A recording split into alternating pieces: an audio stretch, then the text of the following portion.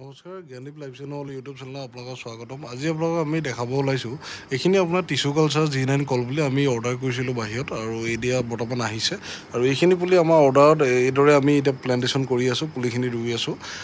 এইদৰে আমি লেবৰেটৰীৰ পৰা অহা পুলিবিলাক গ্ৰ' বেডত ৰুই আছোঁ। যিসকলক G9 কল পুলি লাগে আমাক যোগাযোগ কৰিব আৰু আগতীয়াকৈ আপোনালোকৰ যদি কোৱাণ্টিটি বেছি থাকে তেতিয়াহ'লে আপোনালোকে আগতীয়াকৈ আমাৰ লগত যোগাযোগ কৰিব প্ৰায় 20-25 দিন আগত। ইয়াৰ ফলতে আপোনালোকে আমি 20-25 দিনৰ ভিতৰতে এই পুলিটো ৰেডি কৰি দিম আপোনালোকক আৰু আগতীয়াকৈ ক'ব, কাৰণ আমাৰ বুকিং চলি থাকে, কাৰণ আগতীয়াকৈ বহুতে পে'মেণ্ট কৰে। তো সেইটো কাৰণে আমি আগতীয়াকৈ আপোনালোকক বস্তুটো দেখাই জনাইছোঁ আৰু এতিয়া আমি এইবিলাক ৰুই আছোঁ পুলিবিলাক আৰু বৰ্তমান আপোনাৰ লেবৰেটৰীৰ পৰা আহিছে। আৰু ইয়াৰ লগত বৰ্তমান গৰম দিনত আপোনালোকে খেতি কৰাত এটা কথা গম পায়, খুব ৰ'দ হয়। ৰ'দৰ ফলত পুলিবিলাক বহুত হানি দিয়া বা বেয়া পাতবিলাক বেয়া হোৱাৰ চান্স থাকে। তো সেইটো কাৰণে আমাৰ তাত এটা উদ্ভিদ আমি সঁচ বাহিৰৰ পৰা আনিছোঁ লেবৰেটৰীৰ পৰাই। আপুনি ৰোৱাৰ আগত প্ৰায় 20-25 দিন আগতে আপোনালোকে সেই শস্যটো আপোনালোকে চাৰিওফালে দি ল'ব লাগিব। লৈ পেলাই তাৰপাছতহে আপোনাৰ সেইবিলাক যেতিয়া ওখ হ'ব তাৰপাছত আপোনালোকে পুলিটো ৰুব পাৰিব।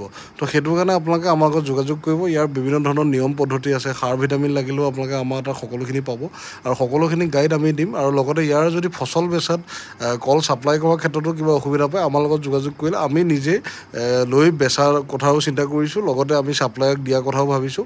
আৰু যদি আপোনালোকে আহি দিব বিচাৰে তেতিয়া দিব পাৰিব। তো ইয়াৰ খেতি কৰক, অসমৰ মাটিৰ কাৰণে উপযোগী আৰু ভাল খেতি, উত্তম খেতি। তো যিসকলৰ লাগে যোগাযোগ কৰিব আৰু সম্পূৰ্ণ ভিডিঅ'টো আপোনালোকে লাষ্টলৈকে চাব। ধন্যবাদ।